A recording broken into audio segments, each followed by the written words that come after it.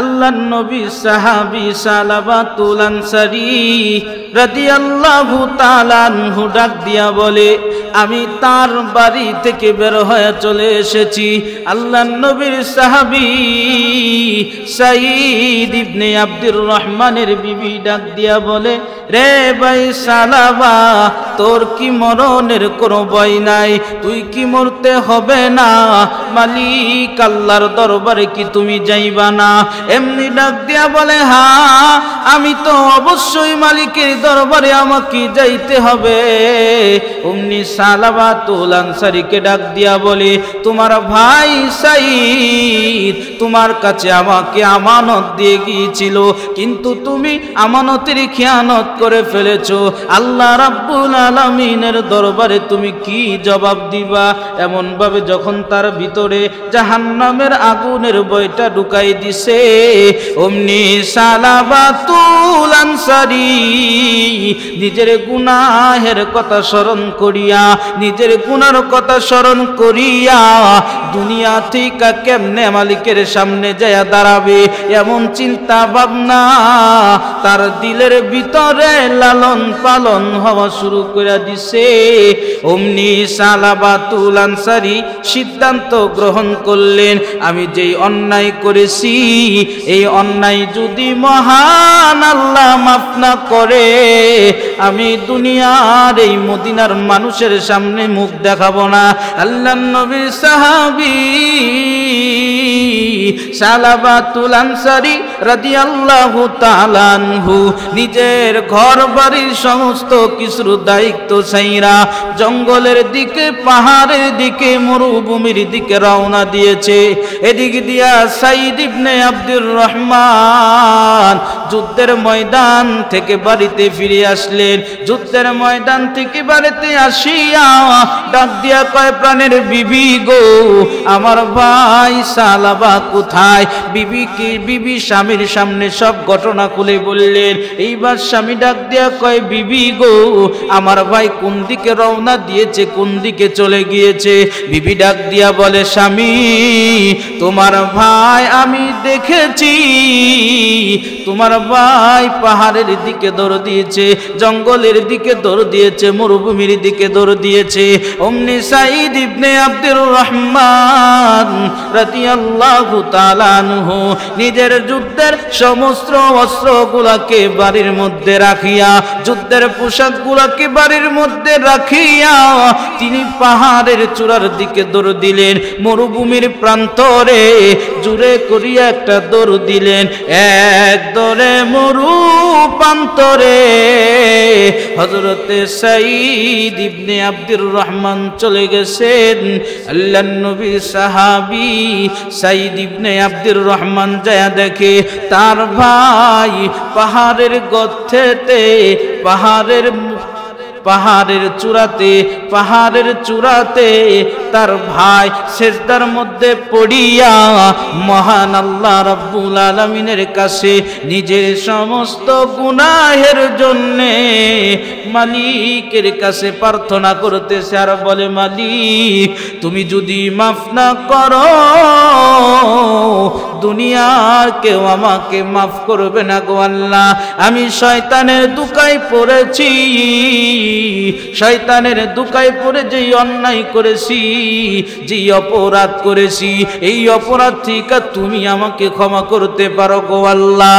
এমন ভাবে যখন চিল্লাই রে, এমনি সাঈদ ইবনে আব্দুর রহমান যায় ডাক দিয়া বলে, রে ভাই সালাবা, চলো আমার সাথে, তোমাকে মদিনায় যাইতে হবে। এমনি সালাবাতুল আনসারী ডাক দিয়া বলে, ভাই সাঈদ আমি মদিনায় যাব না, যেই মদিনাতে যাইতে হইলে গুনাহমুক্ত জিন্দেগি লইয়া আমি মদিনায় যাইতে চাই রে। অমনি সাঈদ ইবনে আব্দুর রহমান ডাক দিয়া কয়, সাঈদ ইবনে আব্দুর রহমান ডাক দিয়া বলে, ভাই সালাবা তোমাকে আল্লাহর রাসূল মদিনাতে তলব করছে গো, তুমি আমার সাথে চলো মদিনায় যাইবা। অমনি ডাক দিয়া বললেন না না আমি মদিনায় যাইতে পারবো না, যেই মদিনার মধ্যে গেলে আমি নিজেকে বড় অপরাধী মনে হবে, আমি ওই মদিনায় যাব না। আল্লাহর নবীর সাহাবী সালাবাতুল আনসারী ডাক দিয়া বলে ভাই সাইদ, আমাকে যদি মদিনায় তুমি লইতে চাও তাহলে আমার দুইটা হাতের মধ্যে বেরি লাগায়া অপমানিত গোলামের মতো বান্দিয়া ঘোড়ার পিছনে শেষরায়া আমাকে তুমি মদিনায় নিয়ে যাইবা। হযরতে সাঈদ ইবনে আব্দুর রহমান নিজের ভাইয়ের কথাকে রাখার জন্যে ঘোড়ার মধ্যে বাঁচাইয়া অপমানিত গোলামের মতো তারে লইয়া শেষরায়া আল্লাহর নবীর রওজাতুল মুকাররম মদিনা শরীফের মধ্যে নিয়ে গেলেন। অমনি ডাক দিয়া বলে ভাই সাঈদ, আমাকে নবীর দরবারে তুমি নিয়ে যাবা, তবে আমাকে আগে আল্লাহর নবীর দরবারে না নিয়ে যাইয়া আমাকে সর্বপ্রথম আবু বকরের দরবারে নিয়ে যাও। আল্লাহর নবীর সাহাবী খলিফাতুল মুসলিমিন হযরতে আবু বকরের কাছে চলে গেলেন। আবু বকরকে যে বললেন, আবু বকর আমি এই অন্যায় করেছি, আপনার কাছে কি মাফির কোন রাস্তা হবে নাকি গো আবু বকর? আল্লাহর নবীর সাহাবী আবু বকর ডাক দিয়া বলেন, না না তোমার মতো নাফরমান আমার দরবারে, তোমার মতো নাফরমানের কোনো জায়গা হবে না, আমার দরবার থেকে বের হয়ে যাও। সালাবাতুল আনসারী আবু বকরের দরবার থেকে বের হয়ে গেলেন। উমরের দরবারে গেলে উমরও বের করে দিছে রে, উসমানের দরবারে গেলে হযরত উসমানও বের করে দিছে রে, আলীর দরবারে গেলে হযরতে আলীও বের করে দিছে। অমনি ডাক দিয়া বলে, রে ভাই সাঈদ, আমি ভেবেছিলাম আবু বকরের দরবারে যাব, উমরের দরবার থেকে সমাধান পাবো, এমনকি উসমানের দরবার থেকে সমাধান পাবো রে, কিন্তু আমি যা দেখলাম আবু বকর তার দরবারে আমাকে জায়গা দিল না, উমর আমাকে তার দরবারে জায়গা দিল না, উসমান আমাকে তার দরবারের জায়গা দিল না, আলী আমাকে তার দরবারে জায়গা দিল না। এখন তুমি আমাকে আল্লাহর পয়গম্বর মদিনা কা তাজেদার সরকারে দু আলম বিশ্ব নবী রাহমাতুল লিল আলামিন নবী মুহাম্মদুর রাসূলুল্লাহর কাছে নিয়ে যাও। আল্লাহর নবী সাহাবী সালাবাতুল আনসারী আর সাঈদ ইবনে আব্দুর রহমান দুই ভাই মিলে আল্লাহর নবীর রওজায়ে আতহারের সামনে চলে গেলেন। আল্লাহর নবীর হুজরা শরীফের কিনারায় যায় সালাম দিলেন, আসসালাতু ওয়াসসালামু আলাইকা ইয়া রাসূলুল্লাহ। ওগো নবীজি, আমি আপনার সালাবা জিন্দেগির সমস্ত গুনাহ থেকে মাপ পাবো কি পাবো না একটা রাস্তা বলে দেন গো নবীজি।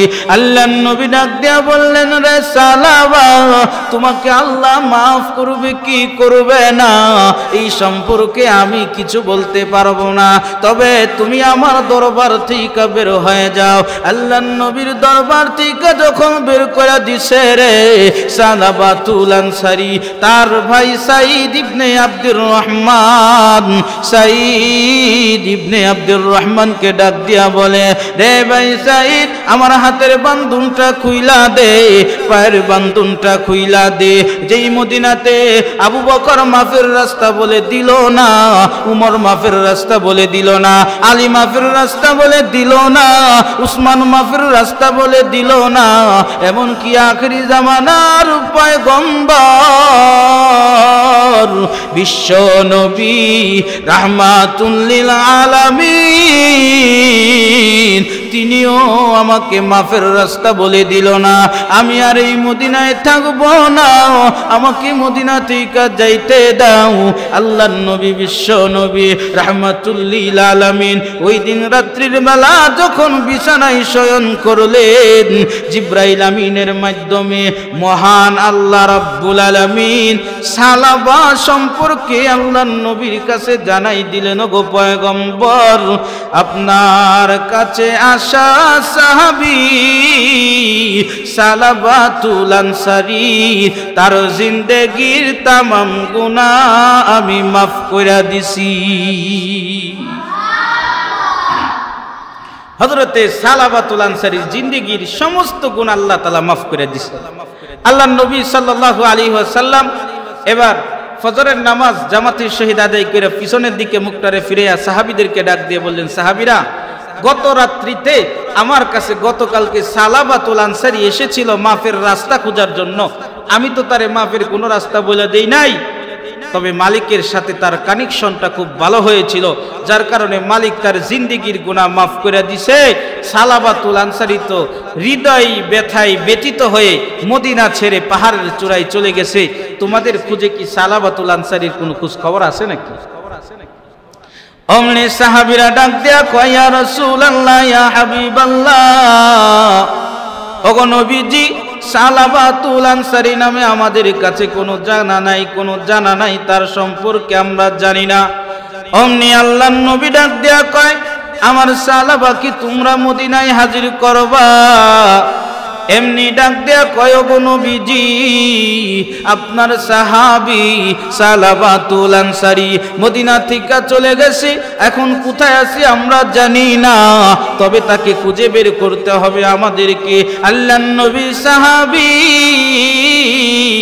সালাবাতুল আনসারী তিনাকে খোঁজার জন্য 5 জন সাহাবী বিশাল বড় একটা জামাত লইয়া হযরতে আবু বকর রাদিয়াল্লাহু তাআলা আনহু, হযরতে উমর রাদিয়াল্লাহু তাআলা আনহু, হযরতে আলী রাদিয়াল্লাহু তাআলা আনহু, হযরতে উসমান রাদিয়াল্লাহু তাআলা আনহু, হযরতে সালমান ফারসি রাদিয়াল্লাহু তাআলা আনহু, 5 জন বিশিষ্ট একটা জামাত মরু প্রান্তরে ফজরের নামাজের পরে তিনারা রওনা দিয়েছে। সারাটা দিন মরু প্রান্তরে খুঁজাখুঁজি করার পরে সন্ধ্যা যখন ঘনিয়ে আসলো, সালাবাতুল আনসারীর কোনো খবর পেল না। অমনি আল্লাহর নবীর সাহাবী আবু বকর রাদিয়াল্লাহু তাআলা আনহু নজর করে দেখে পাহাড়ের ওই মরু প্রান্তরে দূর জায়গার মধ্যে একজন রাখালকে দেখা যায়। আবু বকর যাইয়া ডাক দিয়া বললেন, রাখাল ভাই, আপনাদের মহল্লাতে সালাবা নামে কোন ব্যক্তি বসবাস করে নাকি? ওই রাখাল ডাক দিয়া কয়, না গো, আমাদের মহল্লায় সালাবা নামে কোনো ব্যক্তি নাই, সালাবা নামে কোনো রাখাল নাই।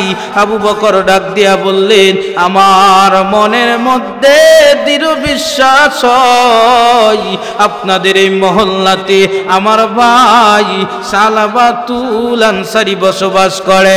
অমনি রাখাল ডাক দিয়া বলে, রে ভাই, আমার মনের মধ্যে একটা খটকা লাগে, আপনাদের মহল্লা থেকে মদিনা থেকে যে মানুষটা এসেছে, ওই মানুষটা কি জাহান্নামের ভয়ে কান্দে নাকি? অমনি আবু বকর ডাক দিয়ে বললেন, হা হা হা, মদিনা থেকে যে মানুষটা আপনাদের এই মহল্লার দিকে এসেছে, পাহাড়ের দিকে এসেছে, অবশ্যই ওই মানুষটা জাহান্নামের আগুনের ভয়ে নিজের চোখের পানি ফেলায়া ফেলায়া কান্দে।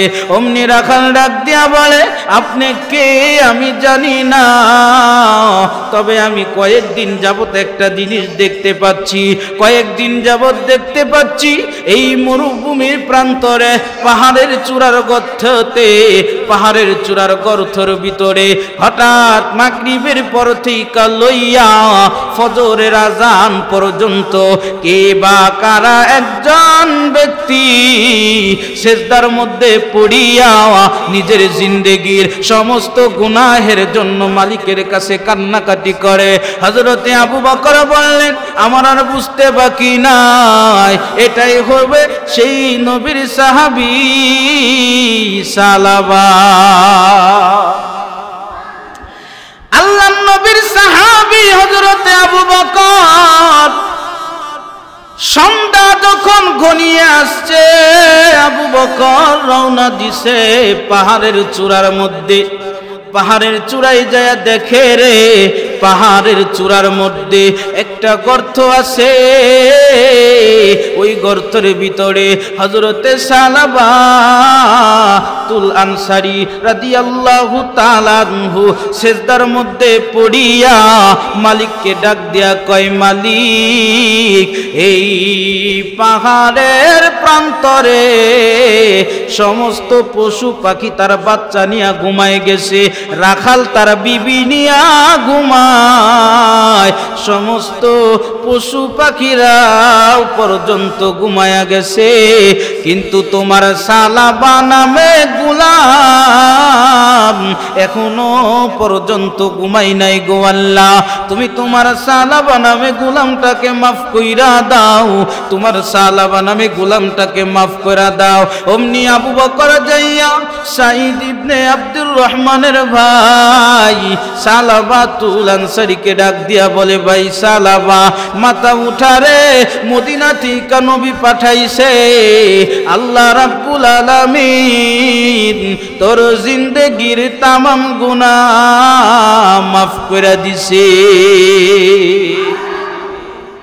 আল্লাহর নবীর সাহাবী হযরতে সালাবাতুল আনসারী রাদিয়াল্লাহু তাআলা আনহুকে এবার ডাক দিয়া কয়, ভাই সালাবা, আমাদের সাথে চলো মদিনায় যায়। হযরতে সালাবাতুল আনসারী সহ 5 জন থেকে 6 জনের একটা জামাত লইয়া সারা রাত্রির অন্ধকারে মদিনায় প্রবেশ করেছে। মদিনার প্রবেশ করার পরে সাহাবায়ে কেরাম আয়েশা দেখি আল্লাহর রাসূল বিশ্ব নবী রাহমাতুল লিল আলামিন নামাজের মুসাল্লায় দাঁড়াই গেলেন। সুবহানাল্লাহ বলে। আল্লাহর নবীর সাহাবীরা নামাজের মুসাল্লায় ধরার জন্য তারা ওযু বানাইয়া মসজিদে নববীতে প্রবেশ করেছে। হঠাৎ করে মসজিদে নববীতে আল্লাহর রাসূল দ্বিতীয় রাকাতের ইমামতি করে। আল্লাহর নবী বলে, আলহাকুমুত তাকাসুর হাত্তা যুরতুমুল মাকাবির। এমন ভাবে নবী আমার 3টা আয়াত তেলাওয়াত করেছে। মসজিদে নববীর ভিতরে বিকট বিকট 3বার আওয়াজ হয়েছে, যে আওয়াজ সাহাবীরা কোনোদিন শুনে নাই, যে আওয়াজ নবী কোনোদিন শুনে নাই। অমনি আল্লাহর নবী সালামটা ফিরায়া ডাক দিয়া কই, সাহাবীরা রে, এই মসজিদে নববীর ভিতরে কিসের এমন বিকট আওয়াজ হয়েছে? অমনি ডাক দিয়া কয়, ওগো নবীজি, আমরা পিছনের দিকে তাকাইয়া দেখতে পাই, পিছনের দিকে একজন সাহাবী সালাবাতুল আনসারী মাটির মধ্যে গড়াগড়ি করতে আছে গো নবীজি। আল্লাহর নবী বলে, আমার সালাবা, আমার সালাবার কাছে তোমরা চলে যাও, আমার সালাবার বুকের মধ্যে তোমরা তেল মালিশ করো, আমার সালাবার মাথার মধ্যে পানি দাও। আল্লাহর নবী সাহাবীরা দৌড়ায়া যাইয়া আল্লাহর নবী সাহাবীর মুখের মধ্যে পানি দিলেন, মাথার মধ্যে পানি দিলেন, কিন্তু সালাবাতুল আনসারী রাদিয়াল্লাহু তাআলা আনহু নিজের কলিজা ফেটে পৃথিবী থেকে বিদায় হয়ে গেছে। কেন পৃথিবী থেকে কলিজা ফেটে বিদায় হইলেন? আল্লাহর নবী বলে, আমার নবী আমার তেলাওয়াত যখন সে শুনছে, পাকা পুক্ত ঈমানওয়ালা একজন মানুষ আমার তেলাওয়াত শোনার কারণে তার দিল দ্বারা সইতে পারে নাই, তার মন দ্বারা সইতে পারে নাই। মহান আল্লাহ রাব্বুল আলামিন তাকে বেগুনাহ মাসুম বানায়া পৃথিবী থেকে বিদায় কইরা দিছে। সুবহানাল্লাহ বলেন। সুবহানাল্লাহ কি বাড়ি যেয়ে বলবেন নাকি? সবাই জোরে বলেন সুবহানাল্লাহ। অমনি আল্লাহর নবীর সাহাবী হযরতে সাঈদ ইবনে আব্দুর রহমানের ভাই সালাবাতুল আনসারী রাদিয়াল্লাহু তাআলা আনহুকে ডাক দিয়া বলে, সাহাবীদেরকে ডাক দিয়া বলে, রে সাহাবী, আমার ভাই সালাবাতুল আনসারী, আমার সাহাবী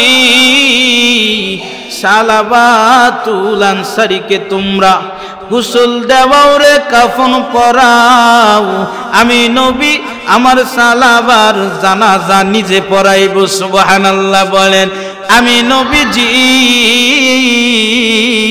আমার ভাই সালাবাকে কবরের মধ্যে নামাইব, আমি নবী সালাবাতুল আনসারীকে মহান আল্লাহর কাছে সুপর্দ করে দিব।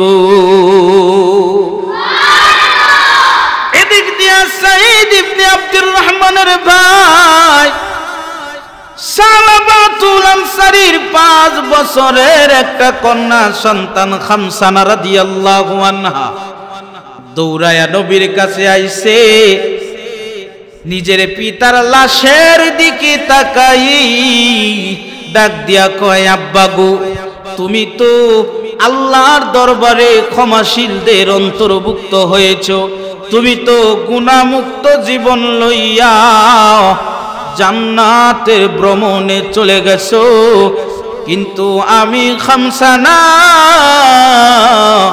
চিরতরে পিতাহারা হয়ে গেলাম, আমাকে পিতাহারা করলা, এখন আমি কার কোলে মাথা রাইখা ঘুমাইব? আমার তো মা নাই, আমি মায়ের কোলে মাথা রাইখা ঘুমাইব গো বাবা। আমার তো বড় বোন নাই, আমি যে বোনের কোলে মাথা রাইখা ঘুমাইব? আমার তো বড় ভাই নাই, আমি যে ভাইয়ের মাথার উপরে বুকের উপরে মাথা রাইখা ঘুমাইব গো বাবা। আমার একমাত্র জীবনে তুমি ছিলা, আজকে তুমি চলে গেছো, আমি আর কার কাছে ঘুমাইব? অমনি নবী ডাক দিয়া বলে, রে খামসানা, তোমার আর কাঁদতে হবে না, তোমার কান্না আমি নবীর সহ্য হয় না রে খামসানা।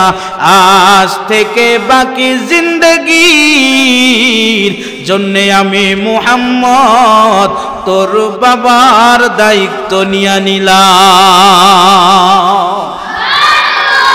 আমার ভাইরা, আমার বন্ধুরা, আল্লাহর নবী সালাবাতুল আনসারীকে কাফন পরাইলেন, জানাজা পরাইলেন, কবরস্থানের দিকে লয়া যায়। অমনি আল্লাহর নবী বিশ্ব নবী রাহমাতুল লিল আলামিন নিজের পায়ের বুড়া আঙ্গুলের উপরে বর দিয়া দিয়া নবী আমার কবরস্থানের দিকে যাইতেছে। হযরতে উমর লক্ষ্য কইরা দেখে আল্লাহর নবী বিশ্ব নবী রাহমাতুল লিল আলামিন নিজের পায়ের বুড়া আঙ্গুলের মধ্যে বর দিয়া হেঁটে হেঁটে আল্লাহর নবী কবরস্থানে যায়। অমনি নবী ডাক দিয়া বলে, রে হযরতে উমর ডাক দিয়া কয়, না এত পরিমাণ ফেরেশতা আমি নবী পা রাখা সম পরিমাণ জায়গা পাই না। অমনি আল্লাহর নবী বিশ্ব নবী রাহমাতুল লিল আলামিন সাঈদের ভাই সালাবার কবরস্থানের মধ্যে যখন নামছে রে, কবরের মধ্যে নাইমা সাহাবীদেরকে ডাক দিয়া কই, সাহাবীরা রে, দে রে দে আমার ভাই, আমার সাহাবী সালাবার লাশটা আমার হাতের মধ্যে দে। আল্লাহর নবীর হাতের মধ্যে দিলে নবী আমার আসমানের দিকে হাতটা লাশটার হাতের মধ্যে লইয়া আসমানের দিকে লাশটারে তুইলা নবী ডাক দিয়া বলে, ওগো আমার আসমানের মালিক, আমার সালাবাতুল আনসারী দুনিয়ায় এত দিন আমার জিম্মাই ছিল, আজ থেকে আমি মুহাম্মদ আপনার সালাবাতুল আনসারী আপনার নিজের কুদরতি হাতে সফরদ করে দিলাম।